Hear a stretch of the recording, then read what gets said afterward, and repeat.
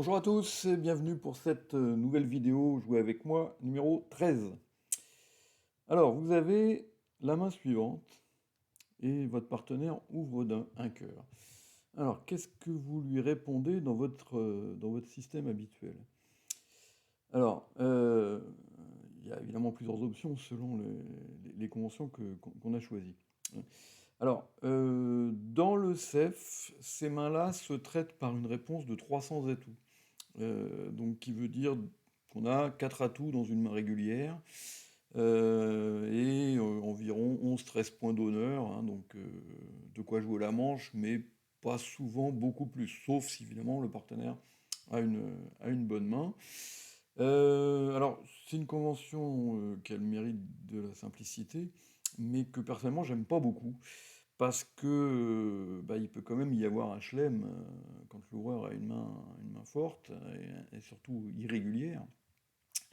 Et le problème, c'est que les développements sont vraiment pas du tout performants. Parce que sur un cœur 300 atouts, la seule possibilité qu'on a, c'est d'enclencher des enchères de contrôle.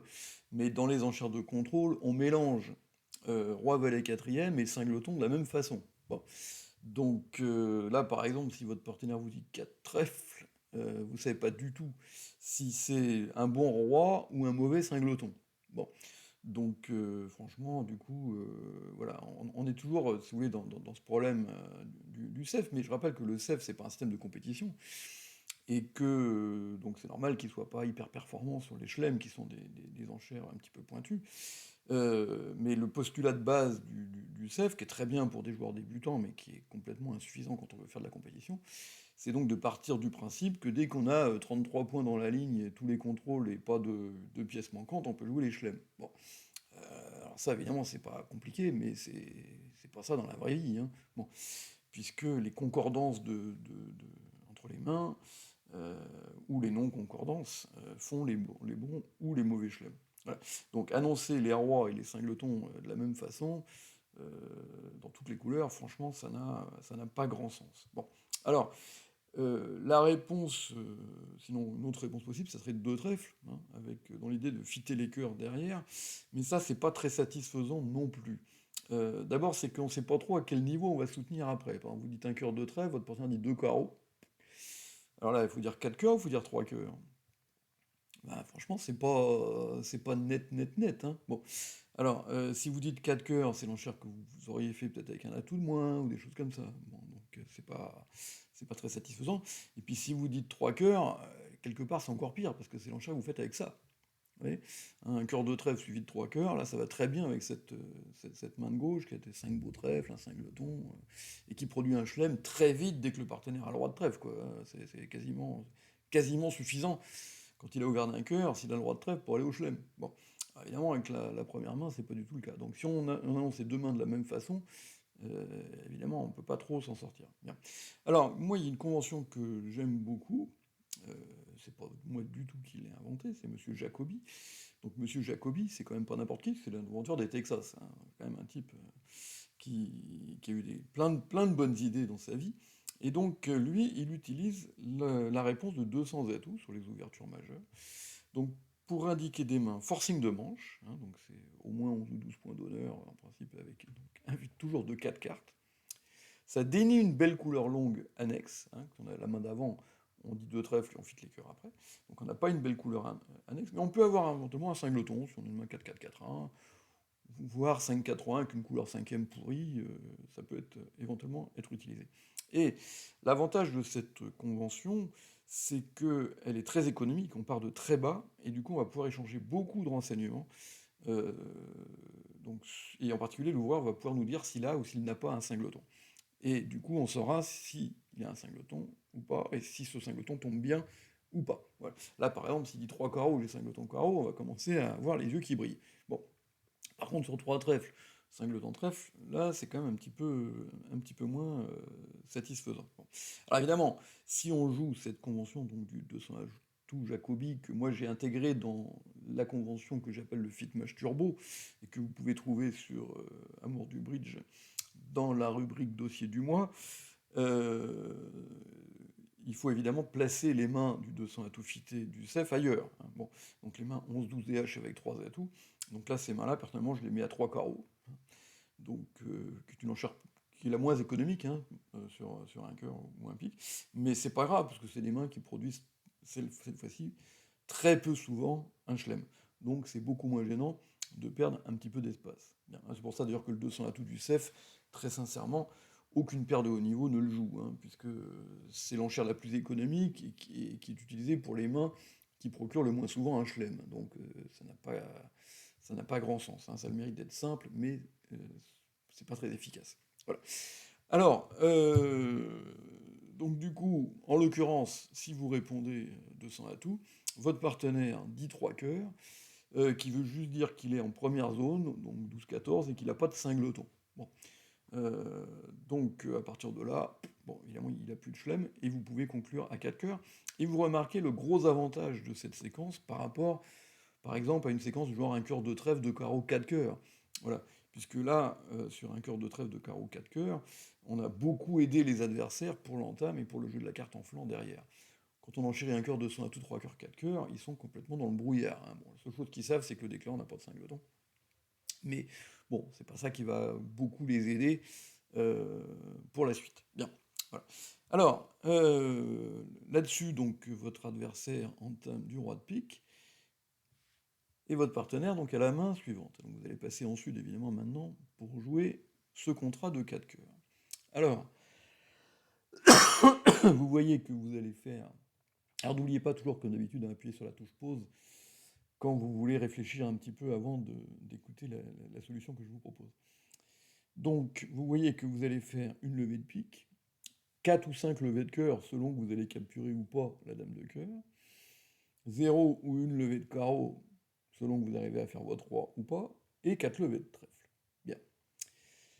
Alors, donc vous voyez que votre contrat n'est pas assuré, hein, puisque il y a des possibilités de perdre donc un pique, un cœur si vous ratez la dame, et éventuellement 2 levées de carreau. Bien. Alors, la première chose à faire, c'est déjà de se demander ce qu'on va faire sur l'entame. C'est-à-dire, est-ce qu'on va prendre ce roi de pique de l'as, ou est-ce qu'on va pas le prendre? Bon. Alors, je vous laisse réfléchir un petit peu, éventuellement, à la suite, pour savoir si vous allez donc faire la première levée ou pas. Alors, bon, vous voyez que quand vous avez un roi comme ça perdu dans la nature en face de 3 petites cartes, la première idée qui doit vous venir à l'esprit, c'est d'essayer de penser à une mise en main pour obliger votre adversaire de gauche éventuellement à jouer de cette couleur. Ce qui du coup vous permettrait de faire votre roi à coup sûr. Alors, si vous prenez l'entame à pique avec l'as, ben, après, quand un jour ou l'autre, vos adversaires prendront la main, et vous voyez qu'ils pourront communiquer à pique. Et que éventuellement Ouest pourrait, même s'il était mis en main, donner la main à son partenaire à pique, hein. Par exemple, sur l'as de pique, si Est a valet 10, hein, ce qui est tout à fait possible, et que Ouest aurait entamé dans roi-dame, il va mettre le valet, hein, pour montrer qu'il a le 10, et ce qui permettra donc à Ouest de lui rendre la main avec le 10 de pique, et que ce soit Est qui joue carreau, évidemment, et non pas Ouest. Bon, donc ça, évidemment, ça serait pas très bon pour vous. Donc, le premier bon réflexe sur cette donne, c'est de laisser passer ce roi de pique. Voilà. Ce qui fait que là, déjà, pour l'instant, vous voyez que votre adversaire de gauche ne peut pas jouer carreau, et il ne pourra plus jamais rendre la main à son partenaire dans la couleur. Alors, il va rejouer pique, on va se retrouver là, et maintenant, vous voyez bien que votre action suivante va être de jouer à tout. Et la question que je vous pose, c'est est-ce que vous allez jouer les atouts en tête, donc le roi et l'as, ou est-ce que vous allez faire l'impasse à la dame, et si oui, dans quel sens? Alors je vous laisse réfléchir un petit peu, appuyez sur la touche pause. Et beaucoup de joueurs, quand ils sont confrontés à ce genre de problème, vont se dire je vais faire l'impasse à cœur, à travers Est, c'est-à-dire diriger vers Ouest, pour protéger mon roi de carreau. Et ça, c'est une totale illusion d'optique. Voilà. Alors, on va essayer de comprendre pourquoi. Alors, je vais d'abord vous montrer un exemple où là, ça serait justifié. Regardez ces deux jeux qui sont assez similaires, mais pas tout à fait identiques. Sur entame à pique, hein, donc là, évidemment, vous n'avez pas laissé passer, parce que là, c'est le roi, il est, cette fois-ci, très bien joué de faire l'impasse à cœur à travers Est, c'est-à-dire vers Ouest. C'est-à-dire que vous prenez l'entame à pique d'un côté ou de l'autre, pas beaucoup d'importance. Et vous jouez le roi de cœur, et cœur pour le valet, si votre adversaire de droite fournit un petit. Ça, c'est ce qu'on appelle une impasse à 100%. Alors, c'est quoi une impasse à 100%? C'est une impasse qui me fait gagner mon contrat quand elle marche, bon, ça c'est facile, mais qui me fait aussi gagner mon contrat quand elle rate. Alors pourquoi? Regardez, en time pick, je joue cœur pour le roi et cœur pour le valet, en admettant que S fournisse 2 fois les petits.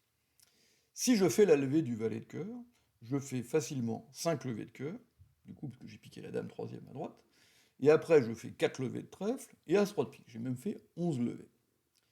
Et si l'impasse à cœur rate, c'est-à-dire que West avait la dame de cœur seconde, eh ben c'est pas grave, parce que j'ai gagné quand même. Parce que c'est lui qui est en main, et lui ne peut pas jouer carreau utilement, donc il va me rejouer pique. Si je joue carreau, ça m'arrange, il me donne mon roi. Mais sinon, il va me rejouer pique. Et maintenant, il n'y a plus d'atout dehors, et je peux paisiblement encaisser mes 4 trèfles, d'accord? Ce qui me permettra de défausser un des carreaux de ma main, et dans le pire des cas, en jouant comme ça, vous voyez que je perds un cœur et 2 carreaux. C'est-à-dire que je suis certain de faire 4 levées de cœur, 2 levées de pique et 4 levées de trèfle. Ça fait 10. Ouais. C'est-à-dire que perdre la dame de cœur, ça n'est pas grave, du moment que je ne donne pas la main à Est. Par contre, si je tire les cœurs en tête et que la dame ne tombe pas et qu'elle est en Est, je risque de chuter si je me fais couper à trèfle au deuxième ou au troisième tour. Parce que du coup, Est coupera donc ce troisième tour de trèfle, par exemple, et jouera carreau. Et là, je serai en danger, si l'as de carreau est derrière, de perdre 3 levées de carreau. Vous voyez, donc l'impasse à cœur dans cette situation-là, donc à travers Est, donc vers Ouest, est une impasse à 100% parce qu'elle m'assure le contrat, qu'elle fonctionne ou qu'elle ne fonctionne pas. D'accord? Mais si je reprends l'exemple précédent, donc on a laissé passer le premier pic et on a pris le deuxième, donc on a déjà perdu une levée, c'est pas vrai. Parce que là, si l'impasse à cœur ne marche pas, je n'ai pas mes levées, puisque je ne ferai que 4 levées de cœur, l'as de pique, ça fait 5, et 4 levées de trèfle, ça fait 9. Et que donc, j'aurais de toute façon besoin, dans ces cas-là, de trouver l'as de carreau placé à ma droite. Voilà. Et puis il n'y a pas de mise en main, parce que mon adversaire de gauche, il peut jouer trèfle. Bon. Et évidemment, je ne peux pas non plus tirer les trèfles avant de jouer à tout, sinon je me fais couper. Voilà. Donc, vous voyez que cette fois-ci, on n'est pas dans une situation d'adversaire dangereux, comme dans l'exemple précédent. C'est pas du tout le même problème. Et donc là, il faut d'abord, avant de m'occuper des levées que je risque de perdre, il faut d'abord que je m'occupe des levées que je vais faire. Et ma meilleure chance de gagner ce contrat, c'est de faire 5 levées de cœur. Et pour faire 5 levées de cœur, la probabilité de réussite est meilleure en encaissant à ses rois qu'en faisant l'impasse. Ça, vous le savez, j'imagine. On a certainement dû vous dire que le maniement a priori, en dehors de tout contexte, avec 9 cartes sans la dame, c'était As-Roi en tête et non pas l'impasse. Pourquoi? Parce qu'on a environ 51,5-52% de chances de capturer la dame, alors qu'on en a un petit peu moins, enfin 50 qu'en faisant l'impasse. Bon. Donc, du coup, ça veut dire que il faut tirer les cœurs en tête, a priori, d'accord?